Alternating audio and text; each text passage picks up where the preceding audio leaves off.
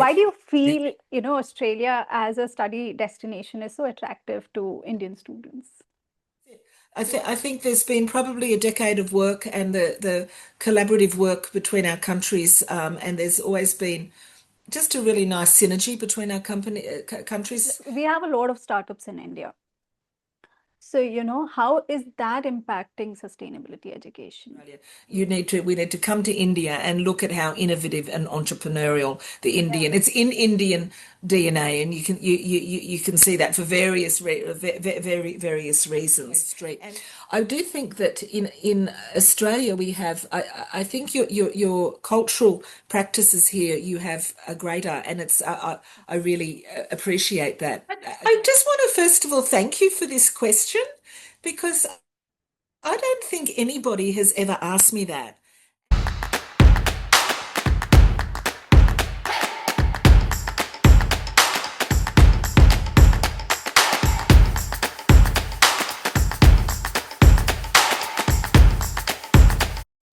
Hi, everyone. Welcome to TEDucate, your go to podcast for exploring higher education like a pro.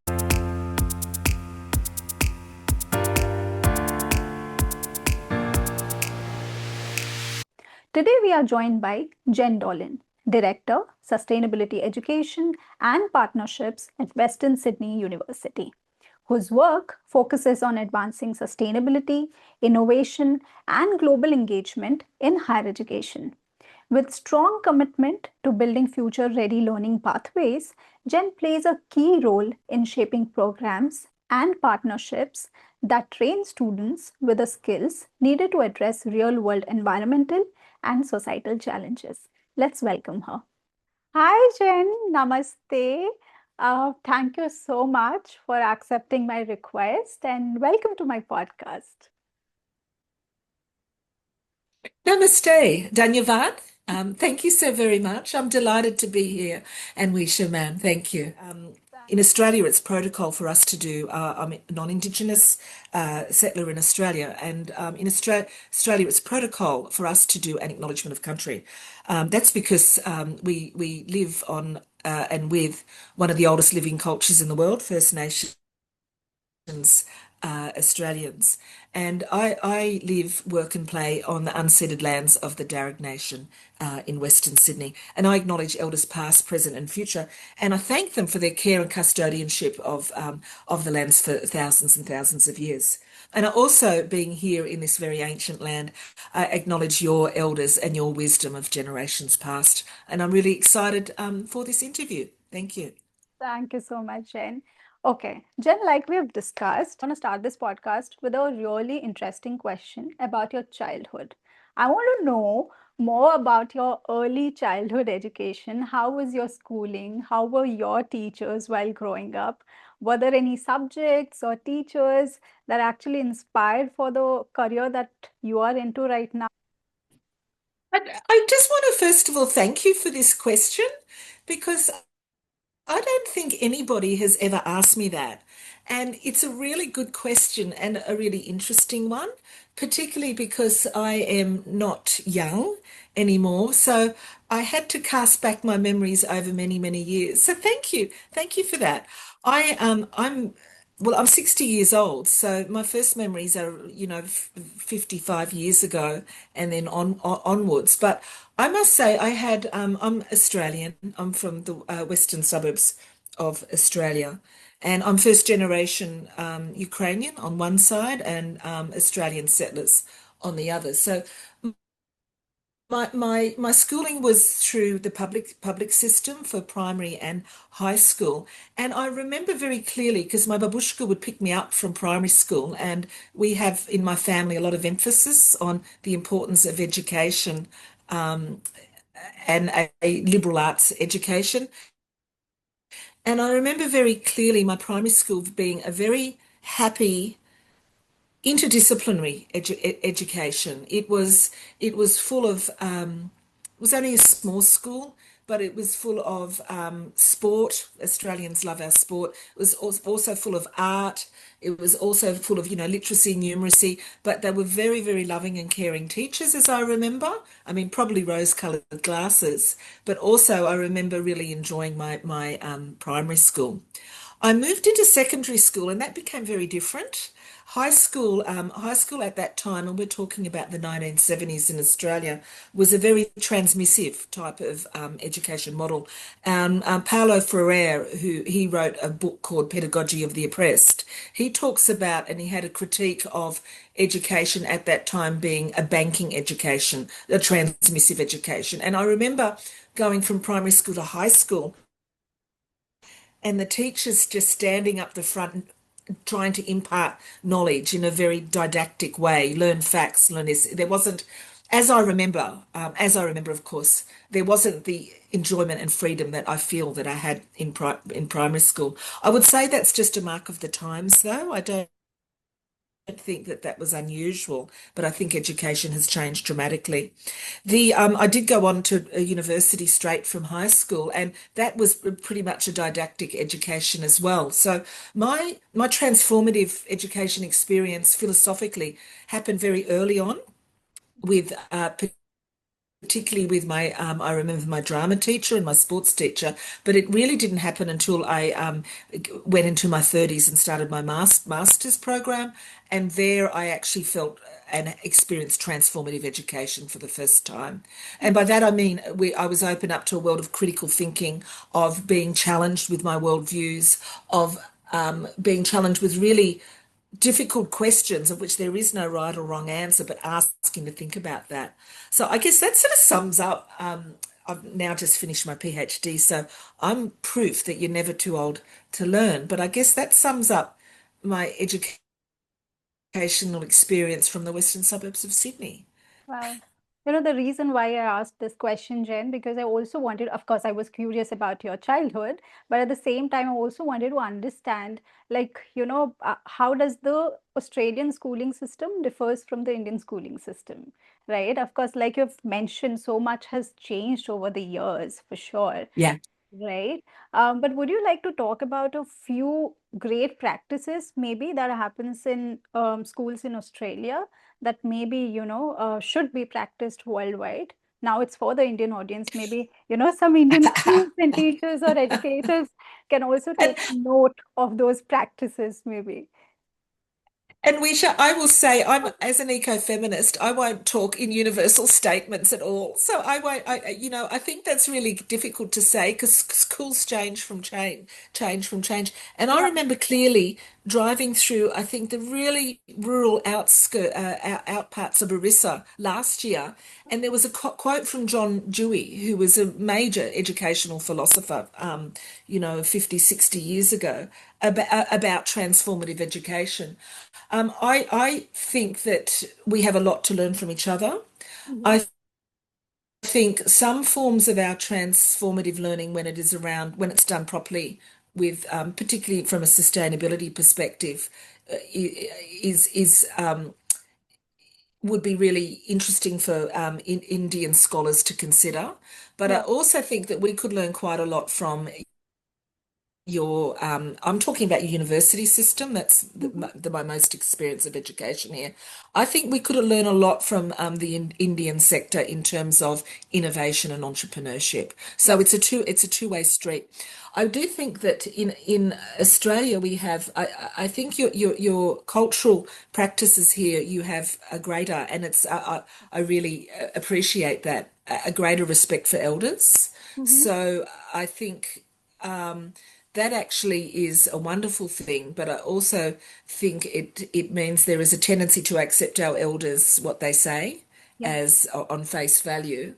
In Australia, it is probably a little bit different. We need to come back to the other way. There's always a challenging of Mhm. that. So I think both can learn from each other, particularly in those 2 points that I just raised. But context matters. So it depends whose school, and what are we talking Okay, just about and let where. me just, I think yeah, please, please go ahead. No, no, go on, go on. No, You were I going to just, say something. as an Indian, also, like I've talking about my educational journey, there has been a lot of focus on rote learning in India, you Yeah, know, yeah. right? So is that the case also in Australia, or is it different? That so that rote learning is what I was talking about, which is Yeah, transmissive yeah, education, which is also, Paulo Freire wrote about this quite extensively, which is a banking model. Now, rote learning is really important if you're training engineers to get their physics right, or for scientists, or for nurses. So there's a place, I guess what I'm trying to say is there's a place for all this type of learning, and it's just for what purpose are you doing that for? So rote learning, which is transmissive learning, or learning facts, knowing facts, I think is a basic part of education, and it's not to be dismissed. I think when it comes to the idea of sustainable development and this quest mhm, for what is sustainable development, I think that's where rote learning needs to take a seat back. Of course, understanding that we are exceeding planetary boundaries. The facts of climate change are there. It's not a discussion, it's not a faith, it's a fact. yeah, And I think the question is, how do we critically engage with each other on how to move forward when we really don't know where we're going to? And that's when I think criticality, creativity, and other forms of learning come into play. So I think there's a tension always between the two, yeah. and I think it's important to know the place. True, true. Like you said, Jen, of course, India and Australia both they can learn so much from each other, and there's a nice collaboration happening between both the countries. So now I could see, as per the media reports, a lot of, like, Australia now has Indian students as the second largest source of international Yep, students, right? yep, Why do you yep. feel, Australia as a study destination is so attractive to Indian students? What makes I Australia think this so this has attractive? been. I think there's. I really appreciate these questions, and I've had time to sort of just have them sit with me. And this is, of course, my personal opinion from where, Hmm. where I sit. I think there's been probably a decade of work, and the collaborative work between our countries, and there's always been just a really nice synergy between our countries for many, many years. Australia is we have First Nations, we have the oldest First Nations peoples in the world, but it is then a country that was colonized by the British, never left, and Yeah, then we have a whole range of migration. So every diaspora and migrant group from across the world has found a home in Australia, particularly in the urban centres outside Melbourne and Sydney, where I'm from. So there's this multicultural pot there. I myself is a first generation Australian, and I think there is something there about this country being one that up until I won't get into politics because we have some issues with visas at the moment. But I think it's a country that actually we need skilled migrants. We welcome refugees. Take that out because there's various government policies that have been quite heinous. But I think there's that to start with. And then the second thing is that the Australian education system has been very active in yeah, creating partnerships with India and India students through our education ministers and through successive governments. We've had a change of government, and that policy hasn't changed. So I think there is that.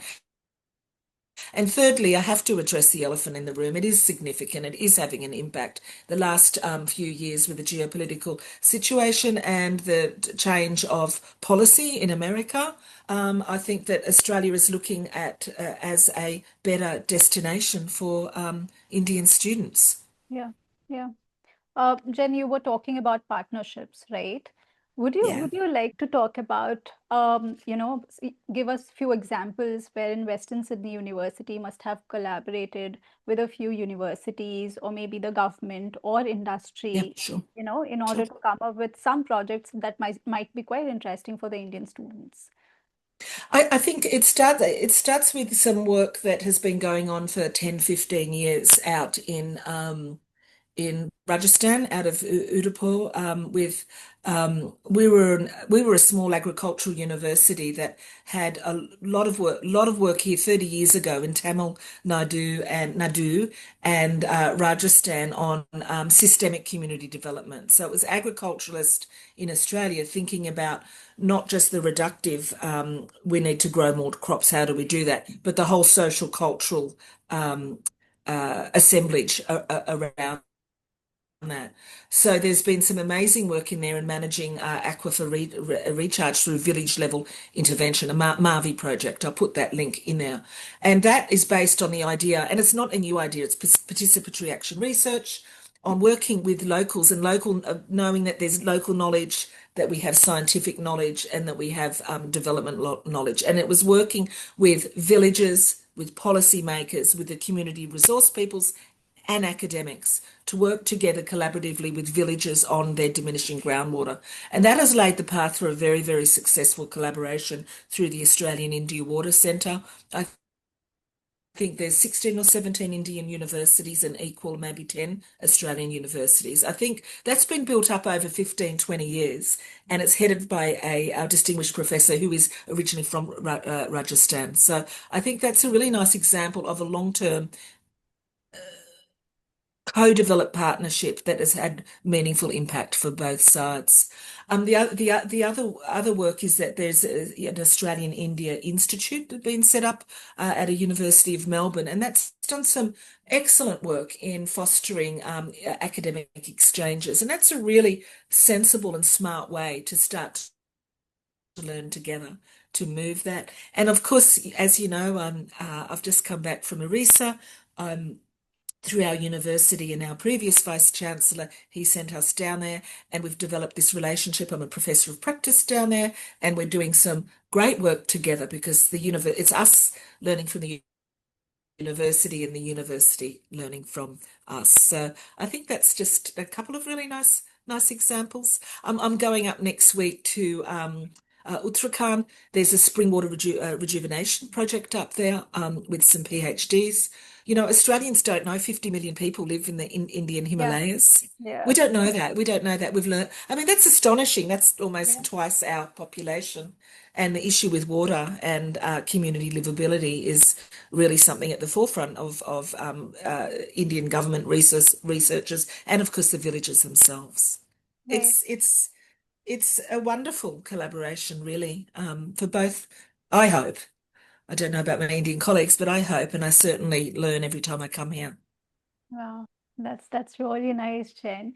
Okay, we spoke about Australia as a study destination. We also spoke about the partnerships that the university has with the, universities here and also with the government.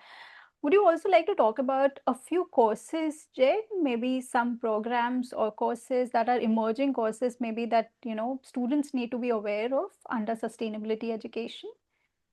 Well, yes, I would, and I can share it. I can share my screen with you, or I'll send you the Yeah, link if you like. Do you want me to whatever, share this? whatever. Yes, please go ahead.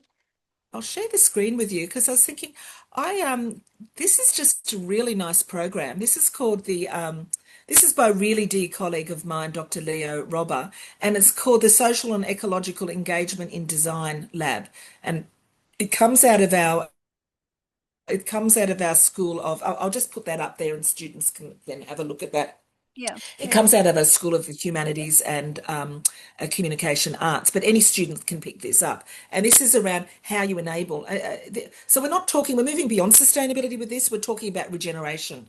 How yeah. do we regenerate our planet? And we talk about planetary health. And it's a very interdisciplinary, very hands-on, very engaged program. And it puts together those three very broad UN sort of thematics, which is people, planet, and prosperity. But it basically situates that in ecology and First Nations knowledge, as well as how you visualize cultural change. So I'm just sharing that. I think that Yeah. that's a really exciting program. I'd like to see more of it. Mhm. And it's from our School of Communication and design, I think it's called. But they do it in partnership. And you know how I was talking earlier about the Mavi project does it with villages and policymakers. This does it with local councils. It does it with designers. We don't create new knowledge on our own. We always need to do it, and it also does it with the Blue Mountains Heritage Site. So we need to do and generate knowledge and do and learn together with other partners. So I think that's a really good example of something that's at the real forefront of sustainability education, particularly for our university. Absolutely. I mean, Jane, sustainability education is actually the need of the hour. Like you said, the things about climate change, that's a fact. That's not an opinion, right? So that way I feel in India, sustainability education is not yet a mainstream career that, each and every Indian student thinks of. And I feel that, how do we make it mainstream in the coming decade? Just, how do we make people more aware of it?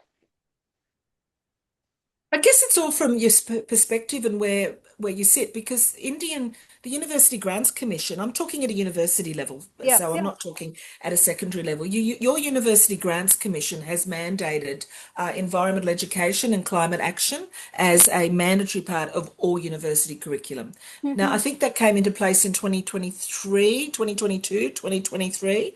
The mhm. university that I've actually seen, and I've seen several, I won't name them here, I've seen them really actively pursuing that and going beyond that. So, for instance, I've seen a university not just do climate change, sustainability, and organisational change, they're putting in ethics, human rights, and equality. So, I think the other thing in that is universities, people think universities, and we can be a really dynamic, and we are, but administratively we're really burdensome as well. And Yeah. sometimes it takes a while to filter through. So I guess you have the policy frameworks here in Mhm. India that we simply don't have. So I've, on the other hand, always looked at India to say, man, you're really ahead on this, that more so than we are. So I guess it's a matter of how universities individually are doing that and Mhm. how they're moving that forward. But certainly, the other thing that I see here in India is that with the Times Higher Ed SDG rankings, our university does pretty well in that. Yes. We've been global leaders, but the Indian universities are the largest cohort of universities participating in that. The government and the frameworks are there. We're expecting more into the 2026 rankings, and they're taking it really seriously. So I think that will change very rapidly, because the other thing that I see here, you can tell how much in love with India I am, is Yes. really cello. Let's go. Indians can respond much quicker. So I think you're going to see a really rapid increase in uptake in sustainability here in the next few years. That's good to know. That's good to know that we are thinking about it. Jen, I could see. And also remember, you've got huge Yeah, numbers yeah, of students and yeah. and institutions. So it will take a while, but you will have that big impact. And yes, I agree totally. It should be part of every program. Yeah, yeah, sure. Jen, I could see AI on the website. I mean, the course that you showed me, there was innovation there, one of the keyword, and also there was AI there. And artificial intelligence is now the buzzword, new buzzword. It's everywhere. So, on that note, how do you think what would be the impact of artificial intelligence or any other digital tool on sustainability education? It's universities. I mean, education sectors across the world. I mean, this is a wrestling with this Yeah. everywhere, and there's no one easy answer. I think it will be as revolutionary as the wheel and the motor and the horse and cart. And so, yeah, it's really interesting times. I mean, it's a double-edged sword, AI and sustainability. Certainly, I think it's also how you apply it. If you take the carbon footprint out, I won't talk about that and talk about the pedagogy and design. If you Mhm. take that out and put student learning at the center of that and not have AI drive that, I think there's some tremendous advances humankind can make. But I also think if you take a very reductive view and have AI drive this from an AI, from a technology only perspective, I think you're going to be in trouble. Okay. Yeah. So I think that. Sorry, that's a very generic answer, isn't it? But really, I think it's contextual and it depends on what for. For instance, I've just come back from Orissa and there's some really interesting work going on drone technology down there. But Yeah, the questions are how it's implemented, where, and for what context. So yeah, yeah. Other, what's your view on AI? yeah, What's your view on?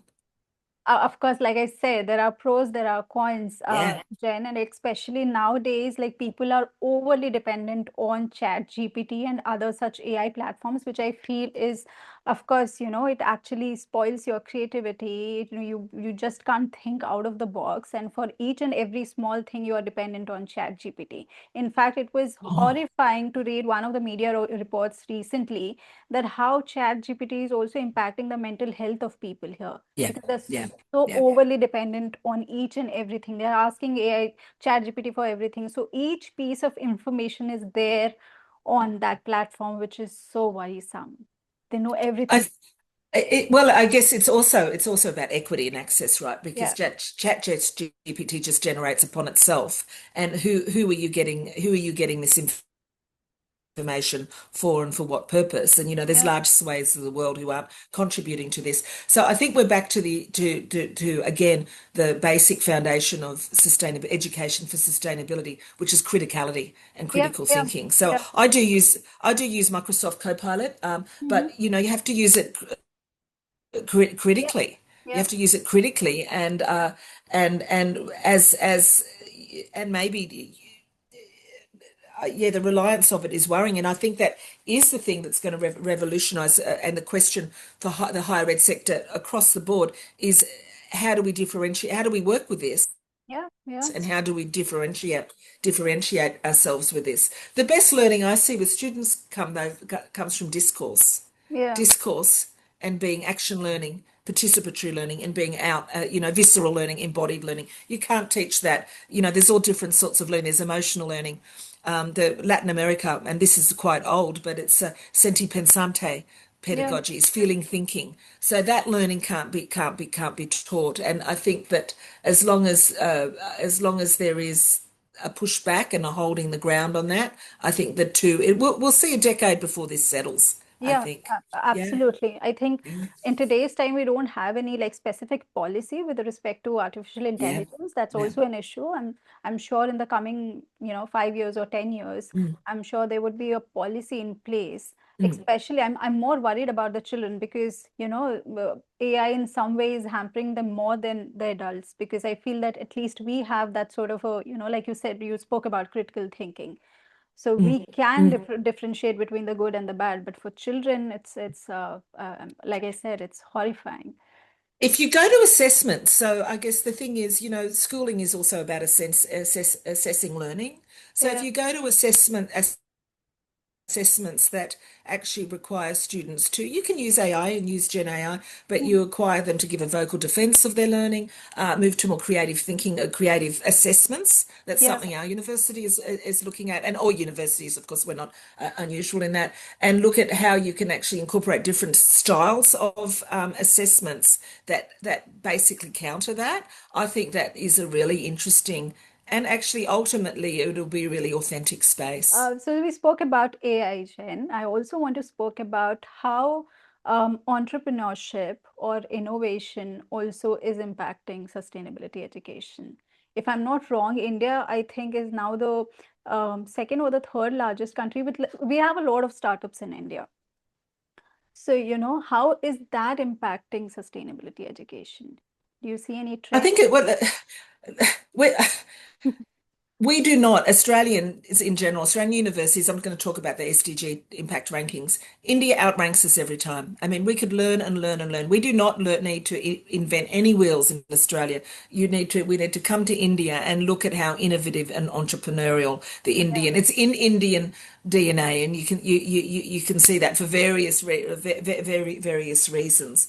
And it is, from what I'm seeing, and my experience is from the state of Orissa, but from what I'm seeing, there is a huge appetite there, but also knowledge out in the community of the need. Because if you're in the community you're actually experiencing the impacts of climate change daily.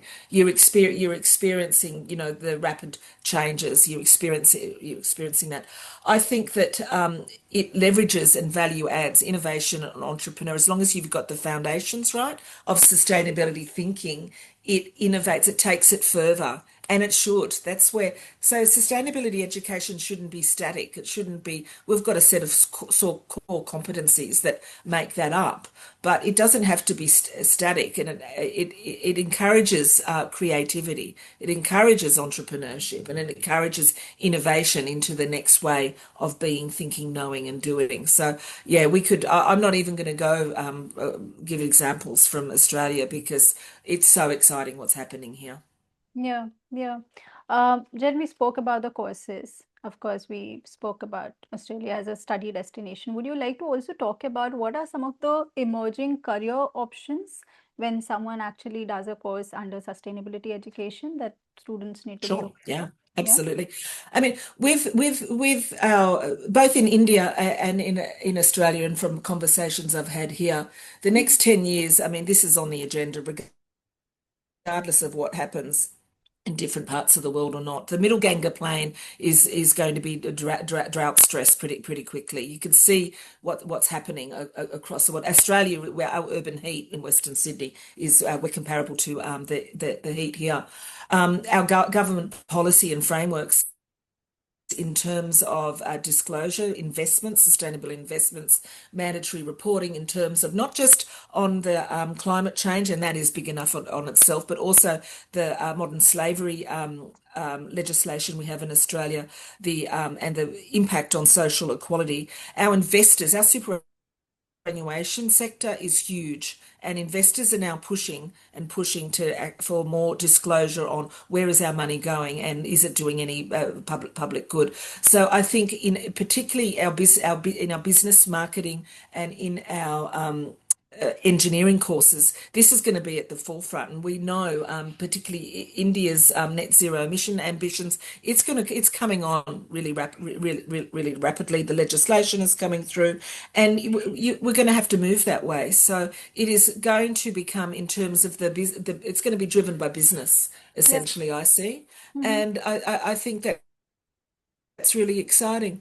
In Australia, what's happening is a really strong move, particularly after we had huge bushfires 4 or 5 years ago. Devastating, Yeah. devastating. Yeah. Made Yeah. what made what I mean. It was, the loss was uncountable, and there Absolutely. was a move there also when talking about sustainability education. I'm not co-opting it, but the idea that we need to embrace, and this Yeah. is particularly in an Australian context, Indigenous knowledges Yeah. and incorporate that into how we think about our fire management, how we think about our relationship to management, but also how we learn from First Nations knowledges.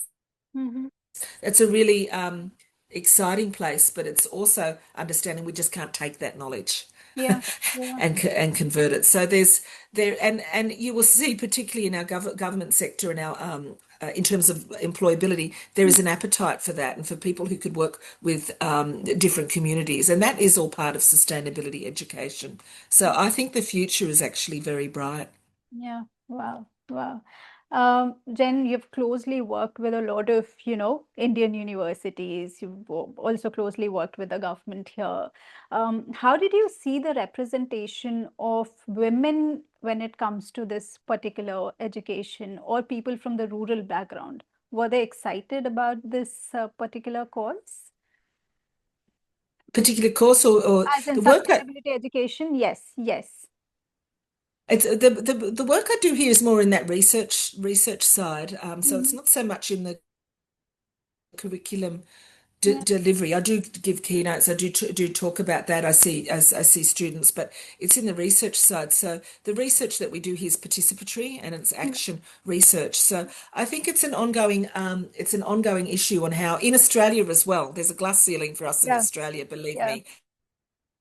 I think it's an ongoing issue in how to work with women, yeah, particularly rural women in yeah. India. And I think also I work with a lot of engineers and they go, well, we invite women, they don't come. And it's like, well, you invite them because they're at home. Same with me when I was younger. I'm at home with children. I can't get away. My husband's working. I have to cook. You're not making it, you're giving us equality, but you're not giving us equity. So you're not giving us, so Yeah. equity matters for me more than equality and talking around that. So I hope that answers your question a bit more. It's more about the practical application of sustainability research. Does that? Yes, so looking ahead to Agenda 2030 and the UN Sustainability Development Goals, Jen, what key competencies should Indian students focus on becoming the, sustainable leaders for tomorrow? What are those like key competencies they need to focus on? We have we have a graduate attribute that we've in around sustainability, and we emphasize the idea that so it's about competency. So it's not content. So Mm-hmm. sustainability education isn't content driven. We do need content, and I'm not saying that, but it's these key competencies. So the first one is understanding worldviews and understanding diversity Yeah, in relation to that context, because we have Indigenous knowledge, we have technical knowledge, we have embodied knowledge. Our bodies know things. So it's understanding different worldviews and perspectives. We put that as an epistemology. mm-hmm. And then an ontology, which is different belief systems. We need to work across and with different people. The second one with sustainability competencies is being critical, a criticality, and bringing a critical lens to whatever it is that you're studying, whether it is women's rights or I guess urban development. Looking at it critically, creative, creatively. I think future thinking is a really important part and a really important competency. I wonder sometimes when I see the amount of plastic in the world, and there is plastic now embedded in the Earth's atmosphere. I wonder if the inventor of plastic, when he invented that, which was an extraordinary thing, Yeah, and yeah, I'm not saying that, but I wonder he didn't think about the circularity of plastic. He thought about the invention of it. And when you see how plastic is now in fish, in our bodies, it's not future thinking. So I think future thinking is a really difficult thing. But to actually try and think. I have some very dear Indigenous friends, and they say, Jen, you're thinking too limited. You're thinking your lifetime. You need to think, generations ahead. And I think many of our inventions are quite short term. So I think future thinking is a competency that's one that we list as really important. The other one, and I mentioned it earlier, and there's various different names that we call it, and different academics will call it different things when they're teaching it, but it's holistic thinking yeah, or systems thinking. Scientists, agricultural scientists do systems thinking. And I'll give you an example of that in a minute. Or just interdependent thinking, because I know in India, the Green Revolution had incredible uplift for productivity, yeah, but it had incredible social and cultural impacts on those areas that were rain-fed, on farmers, it had incredible, depending on where you are, farmers in bed with Monsanto and yeah, degradation. So there is this circularity, whereas that it's also participatory. So sustainability competency, as we teach it, needs to be participatory. So we've got academics they don't necessarily they're teaching this. So for instance, in aquatic ecology, it's participatory with a river. And the yeah, river is a living embodied thing. We've got a great academic who teaches community and cultural well-being. She gets the students out with their family and their community, so they're learning from and with. So sustainability competencies is participatory. You don't do it on your own in a lab. That is really important work if you're doing medical research. It's not well, or you're trying to invent, something like this. But if you're working in these really complex, chaotic, and different areas of like community development or urban development, for instance, it is participatory, our competency. So how many have I named there? I've got participatory, I've got future thinking, systems thinking, creativity, and holistic, worldviews. There you yeah, go. holistic approach, right? That's Yeah, the, yeah. yeah. like you're talking about what we are leaving for the future generation, Yeah, Jen. And in my yeah, head, I was also thinking, I mean, the air is polluted, the water is polluted, the food is polluted. It's gonna be a very sad state of affair for the future generation if we are not actually working as a human from today yeah, onwards. You know, yeah, every human needs to focus on that. A lot of like Australian universities, they are opening up their campuses in India because we have discussed India and Australia, they share such a nice bond, and we do. they are opening their campuses in India. How do you think that would change the scenario of higher education in India? At the risk of a career limiting move, well, no, I will say, I will say it. We, If I would have been a I think if we are importing a Western only philosophy into an ancient country that has a whole range, you have Gandhian philosophy, you have a whole range of different philosophy here. I think it is fraught. I think it is absolutely fraught unless because I'm a sustainability and philosopher and an ecofeminist, right? So, you yeah, know, if the rest of this interview has to hold true from what I say here, I think that if we come here genuine in partnership with co-creating and co-developing responsive, culturally appropriate and contextual education, that's fantastic because we learn and you learn. Depending on who's doing what, if we're importing what we're learning for investment bankers in Sydney to Mumbai, I mean, that's just generating neoliberalism on steroids, right? And that's not what we need. And wow. I'm really happy for you to use that. It's not what Well, we need. no, no, no, It's of not, course. we need a new model. We need a new model of it. We need, and the ID capitalism has had some, enormous benefits, but neoliberalism without accounting for environmental externalities such as air pollution, climate change, concrete everywhere, Yeah, you know, yeah. yeah, yeah. Wow. So there we go. I There was, we go. I'm a I wasn't radical. Well, expecting that response, but yeah, yeah, well, it's imperialist, isn't it? It's imperialism, and again, and we don't need to do that. But if it is genuinely in partnership in development, I think we have to learn from each other and move forward. yeah, yeah. And Yeah. we have now come to the end of our interaction, Jen. Thank you. Thank you Thank so you. much for making your calendar work out because this That's this exciting. interaction was supposed to happen in the month of July, but unfortunately, there were some issues. But I'm glad everything got worked out. You are well, your family is well. I just wish all the best, and That's same to you.